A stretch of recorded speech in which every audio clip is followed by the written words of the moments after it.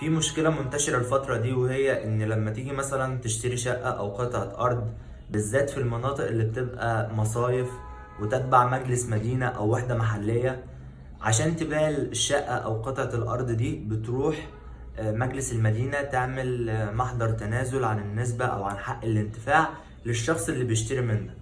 بالذات بقى المشكلة بتبقى لو شقة، يعني مثلا العمارة بتبقى مثلا 12 شقة، هي مقيدة مثلا في مجلس المدينة أو الوحدة المحلية 12 نسبة.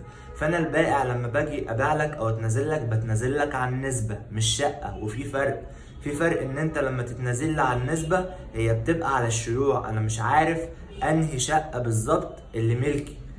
وبيبدأ بقى هنا المشكلة، وبتبدأ الأزمة، وبتبدأ مثلا إن يحصل مشاكل ودعاوى طرد، ولا الشقة في حيازتي، لا الشقة دي ملكي، ونخش بقى في المحكمة. وفي الآخر إيه ممكن يحصل بقى؟ إيه، تغلي اليد على العين لحين الفصل في الدعوة قضاء أو رضاء.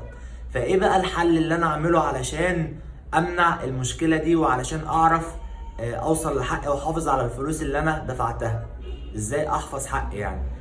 اولا انت لما تيجي تشتري شقه، تمام، دايما بتبص على عداد الميه، عداد الكهرباء باسم مين، بتشوف التسلسل الملكيه.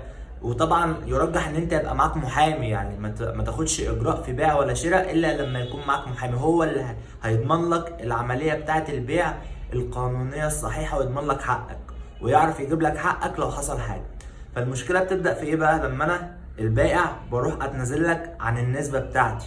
فانا اقول لك بقى تعمل ايه علشان تضمن الحق بتاعك، وتحدد النسبه بتاعتك دي في انهي حته في العماره، عشان ما يبقاش على الشيوع. انا مثلا ابيع لك الشقه النهارده وابيعها لغيرك بكره، وغيري يبيعها لواحد تالت خالص، وتلاقي تلات اطراف في النزاع ومحدش عارف ياخد حقه.